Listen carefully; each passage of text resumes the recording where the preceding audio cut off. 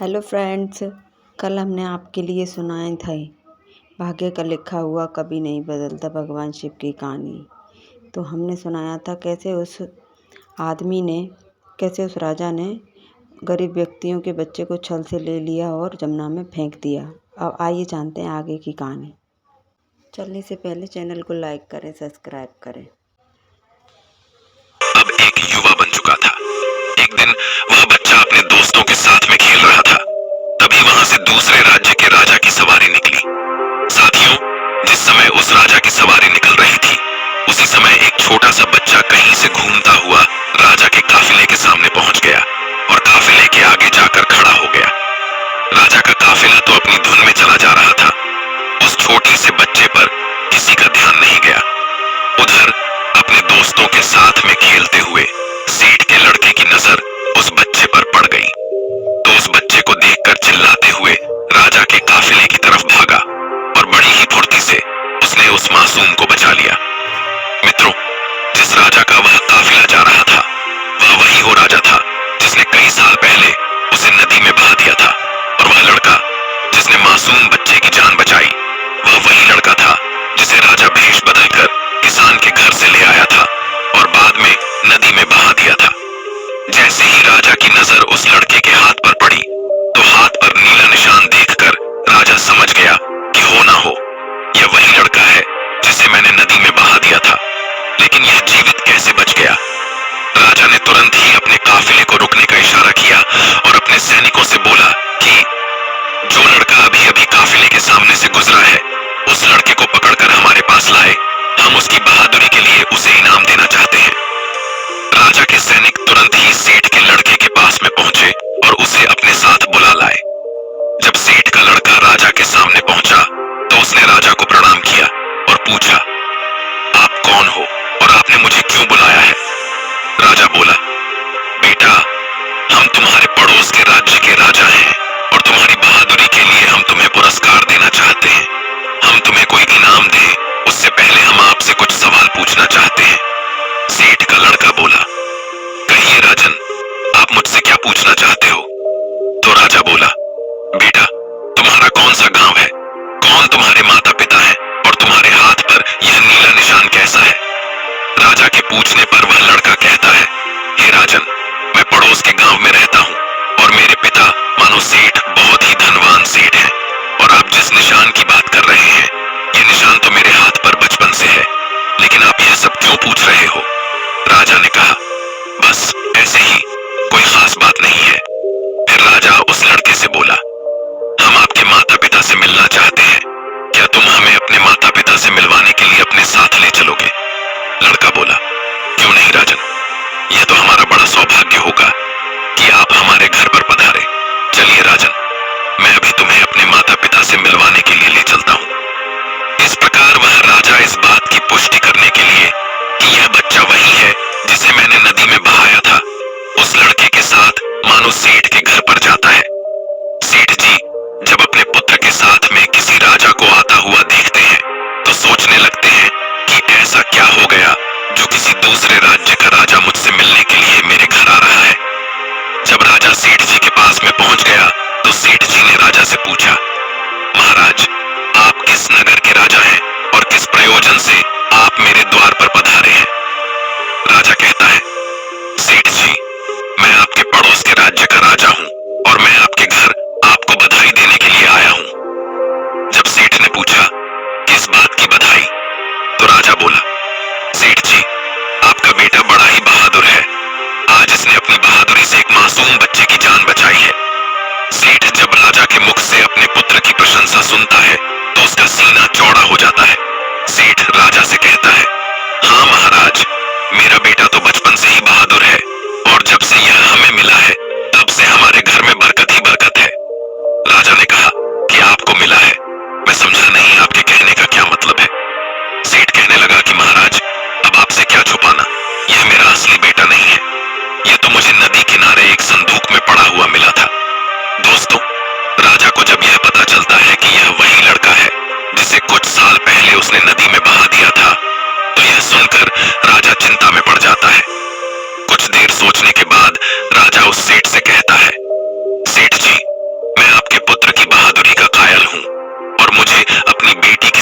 के लिए ऐसे ही बहादुर लड़कों की आवश्यकता है। यदि आप आज्ञा दें तो मैं आपके लड़के को अपने यहाँ नौकरी पर रखना चाहता हूँ।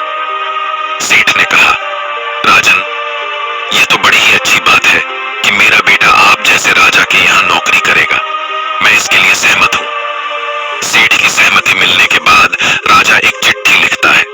चिट्ठी लिखने के बाद राजा उस चिट्ठी को एक लिफाफे में बंद करता है, उस पर अपनी मोहर लगाता है।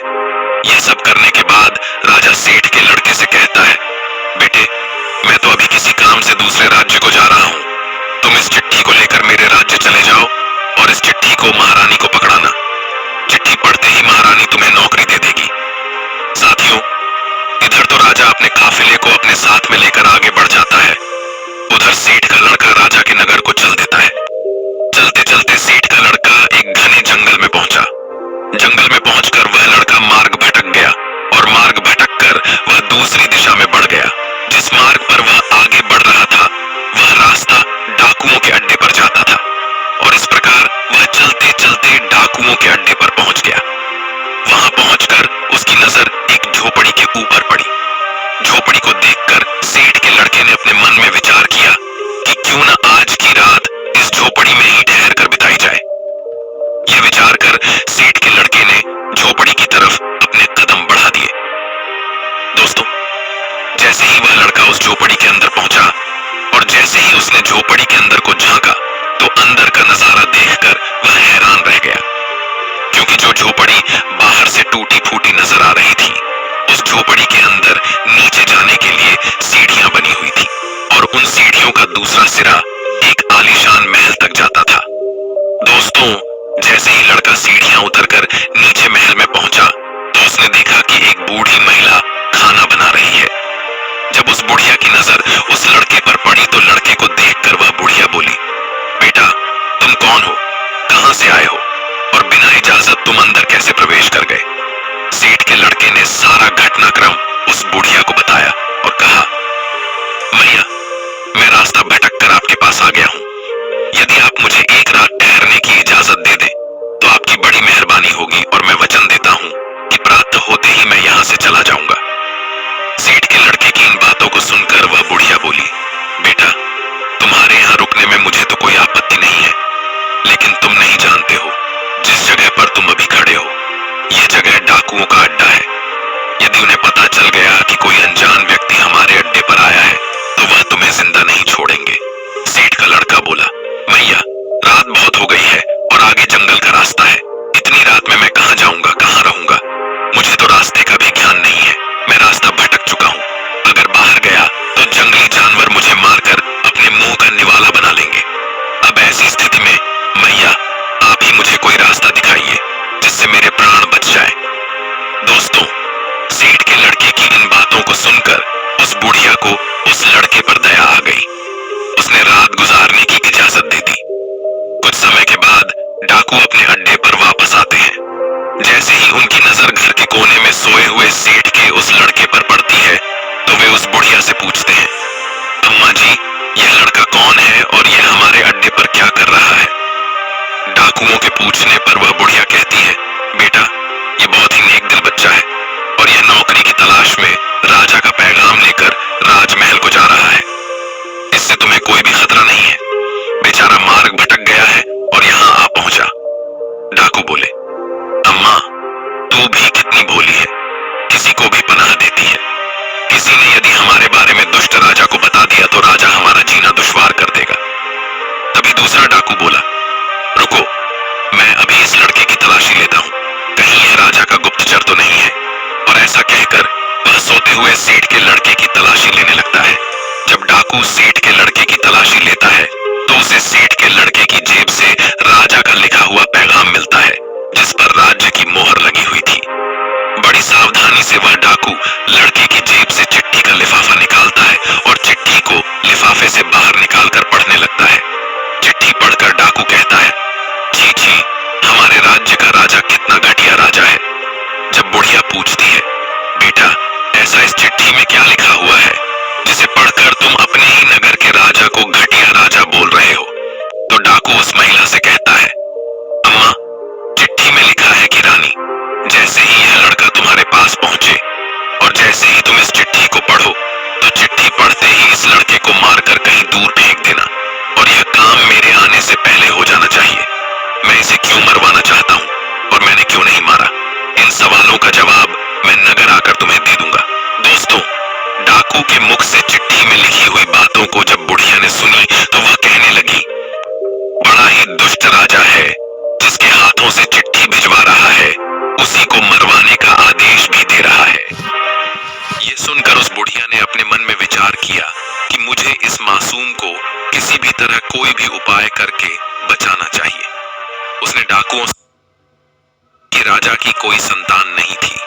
जब उसे पता चलता है कि उसके घर में भी एक कन्या जन्म लेगी, में लिखा है कि रानी, जैसे ही यह लड़का तुम्हारे पास पहुंचे और जैसे ही तुम इस चिट्ठी को पढ़ो तो चिट्ठी पढ़ते ही इस लड़के को मारकर कहीं दूर फेंक देना, और यह काम मेरे आने से पहले हो जाना चाहिए। मैं इसे क्यों मरवाना चाहता हूँ और मैंने क्यों नहीं मारा, इन सवालों का जवाब मैं नगर आकर तुम्हें दे दूंगा। दोस्तों, डाकू के मुख से चिट्ठी में लिखी हुई बातों को जब बुढ़िया ने सुनी तो वह कहने लगी, बड़ा ही दुष्ट राजा है, जिसके हाथों से चिट्ठी भिजवा रहा है, उसी को मरवाने का आदेश भी दे रहा है। यह सुनकर उस बुढ़िया ने अपने मन में विचार किया कि मुझे इस मासूम को किसी भी तरह कोई भी उपाय करके बचाना चाहिए। उसने डाकुओं से कहा, तुम इस चिट्ठी को बदल दो। इस चिट्ठी के स्थान पर एक दूसरी चिट्ठी तैयार करो और उसमें लिखो कि रानी, मैं जिस लड़के को तुम्हारे पास भेज रहा हूँ, यह बड़ा ही नेक लड़का है और मैंने यह लड़का अपनी पुत्री के विवाह के लिए चुना है। इसीलिए रानी, जैसे ही यह लड़का तुम्हारे पास आए तो तुम राजकुमारी का विवाह इस लड़के से कर देना, और ध्यान रखना यह काम मेरे नगर वापसी से पहले हो जाना चाहिए। मुझे यह लड़का क्यों पसंद है, क्यों मैं अपनी बेटी का विवाह इस लड़के से करना चाहता हूँ, इन सवालों के जवाब मैं तुम्हें नगर वापस आकर दूंगा। तुम्हारा प्रिय राजा। साथियों, यह लिखकर डाकू ने उस चिट्ठी को लिफाफे के अंदर डाला और बड़ी सावधानी के साथ पुनः उस लड़के की जेब में रख दिया। इसके बाद डाकुओं ने खाना पीना खाया और चोरी करने के लिए अपने अड्डे से बाहर निकल गए। उधर अगला दिन हुआ तो बूढ़ी माता ने सेठ के लड़के को उठाया और कहा, बेटा, सुबह हो गई है, अब तुम जहां जाना चाहते हो वहां जा सकते हो। सेठ के लड़के ने उठकर बूढ़ी माता को प्रणाम किया, राजमहल का मार्ग पूछा और बूढ़ी माता से विदा लेकर अपनी मंजिल की तरफ बढ़ गया। कुछ समय पश्चात सेठ का लड़का रानी के सामने राजा के महल में था। सेठ के लड़के ने महारानी से कहा, रानी साहिबा, महाराज ने आपके नाम यह पैगाम भेजा है, आप इस चिट्ठी को पढ़ लीजिए और बताएं मुझे क्या करना है। दोस्तों, महारानी ने लिफाफे में रखी चिट्ठी निकाली और पढ़ने कही। चिट्ठी में लिखा हुआ था कि यह लड़का बड़ा ही नेक दिल है, बड़ा ही बुद्धिमान और ज्ञानी है, यह राजकुमारी से विवाह करने के योग्य है, इसीलिए मेरे आने से पहले ही तुम इसका विवाह राजकुमारी से करवा देना। जब रानी चिट्ठी पढ़ती है तो चिट्ठी में लिखी हुई बातों को पढ़कर रानी सोचने लगती है कि महाराज को इस लड़के में ऐसी क्या खूबी नजर आई जो जल्दी से जल्दी राजकुमारी के साथ इसका विवाह करने का आदेश दिया है। महाराज इस प्रकार कैसे किसी अनजान के साथ राजकुमारी का विवाह कर सकते हैं। लेकिन फिर उसने देखा कि चिट्ठी के लिफाफे पर राजा के हस्ताक्षर थे और उनकी मोहर लगी हुई थी, और उस चिट्ठी में लिखा हुआ था कि मैं तुम्हारे सभी सवालों के जवाब नगर वापस आकर दूंगा। तो यह पढ़कर रानी तत्काल ही पंडित को बुलाकर राजकुमारी का विवाह उस लड़के के साथ करवा देती है। इस प्रकार वह लड़का राजा का दामाद बनकर राजकुमारी से विवाह करके सुखपूर्वक राजा के महल में रहने लगता है। कुछ दिनों के बाद में राजा अपना काम समाप्त करके अपने नगर को आता है। राजा बड़ा ही प्रसन्न था, क्योंकि उसे तो लग रहा था कि अब तक तो रानी ने उस लड़के को मरवाकर कहीं दूर फेंक दिया होगा। अब उस लड़के के साथ मेरी बेटी का विवाह कैसे हो सकता है? मैंने तो भाग्य के लिखे को ही मिटा दिया है। लेकिन साथियों, जैसे ही राजा अपने महल में पहुंचता है और उस गरीब किसान के बेटे को अपनी राज्य गद्दी पर बैठा हुआ देखता है, तो उसके आश्चर्य की सीमा नहीं रहती है, क्योंकि जिस लड़के को राजा ने रानी के पास इसलिए भेजा था कि रानी इसका कत्ल करा देगी, लेकिन यहाँ तो सब उल्टा ही हो गया। जब उसे यह पता चलता है कि मेरी पुत्री का विवाह उसी व्यक्ति के साथ हो गया है जिसकी भविष्यवाणी साधु महाराज ने की थी, तो यह जानकर राजा क्रोध में भर जाता है उसे अपनी पत्नी पर बहुत गुस्सा आता है कि रानी ने मेरी आज्ञा का पालन क्यों नहीं किया। उसने महारानी से पूछा, मैंने जब तुम्हें इस लड़के को मारने का आदेश दिया था, फिर तुमने इसके साथ राजकुमारी का विवाह क्यों कर दिया? राजा की इन बातों को सुनकर रानी कहती है, महाराज, मैंने तो वही किया है जैसा आपने आदेश दिया था, इसमें मेरी क्या गलती है? राजा ने महारानी को चिट्ठी दिखाने का आदेश दिया। महारानी चिट्ठी लेकर बाहर आई। राजा ने जब लिफाफा खोला और उस चिट्ठी में लिखी हुई बातों को पढ़ा तो देखा कि उसमें तो कुछ और ही लिखा हुआ था। यह देखकर राजा ने बड़े ही गुस्से में आकर सैनिकों से कहा, जाओ और जाकर के उस लड़के को पकड़ कर लाओ जिसके साथ राजकुमारी का विवाह हुआ है।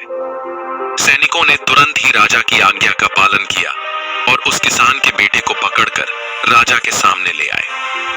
राजा ने गुस्से में उस लड़के से कहा, तुम्हारी हिम्मत कैसे बढ़ गई मेरी पुत्री से विवाह करने की? तुमने मुझे बहुत बड़ा धोखा दिया है और मेरे राज्य में धोखे की सजा केवल और केवल मौत होती है। अब तुम मरने के लिए तैयार हो जाओ। मैं तुम्हें अपना दामाद किसी भी कीमत पर स्वीकार नहीं कर सकता। तुम एक गरीब किसान के बेटे हो और गरीब ही रहोगे। मैं भी देखता हूं कि तुम किस प्रकार इस नगर का राजा बनते हो। मित्रों, राजा की इन बातों को सुनकर वह लड़का बोला, महाराज, आप यह क्या कह रहे हो? मैंने आपको क्या धोखा दिया है और आप बार बार किस किसान की बात कर रहे हो, जबकि आपको भी पता है कि मैं किसान का बेटा नहीं बल्कि एक सेठ का बेटा हूं। राजा ने कहा, तुम मुझे अपनी बातों में उलझाकर बेवकूफ बनाना चाहते हो, लेकिन अब मैं तुम्हारी किसी बात में नहीं आऊंगा। आज का दिन तुम्हारे जीवन का अंतिम दिन साबित होगा। इतना कहकर राजा अपनी तलवार उठा लेता है। राजा के हाथ में तलवार देखकर राजकुमारी राजा के सामने खड़ी हो जाती है और कहती है, पिताजी, आप जिस पर तलवार चला रहे हैं वह मेरे पति परमेश्वर हैं। उन्हें मारने से पहले तुम्हें मुझे मारना होगा। इधर राजमहल के अंदर यह सब कुछ चल रहा था कि तभी एक सैनिक राजमहल में आता है और आकर राजा से कहता है, महाराज, एक बड़े ही सिद्ध महात्मा आए हुए हैं और अभी इसी समय आपसे मिलना चाहते हैं। राजा ने कहा, ठीक है, महात्मा जी को अंदर ले आओ। आदेश मिलते ही सैनिक दौड़ा हुआ महात्मा जी के पास जाता है और उन्हें अपने साथ में ले आता है। राजा ने उठकर महात्मा जी को प्रणाम किया और उनके आने का प्रयोजन पूछा। महात्मा जी ने कहा, लगता है राजन, आपने मुझे पहचाना नहीं। जब राजा ने कहा, आप कौन हो और मुझसे क्यों मिलना चाहते हो, तो महात्मा जी ने बड़ी ही विनम्रता के साथ मुस्कुराते हुए जवाब दिया, राजन, मैं वही महात्मा हूं जिससे आप 16 साल पहले मिले थे और मैंने आपको बताया था कि आज से 16 साल के बाद में आपकी पुत्री का विवाह इस गरीब किसान के बेटे से होगा। लेकिन आपने कहा था कि मैं राजा हूं और मैं कुछ भी कर सकता हूं, लेकिन देखा राजन, जो भाग्य में होता है वही होकर रहता है। साथियों, जब राजा साधु की इन बातों को सुनता है तो हाथ मुझे क्षमा कर दीजिए, आप सच कहते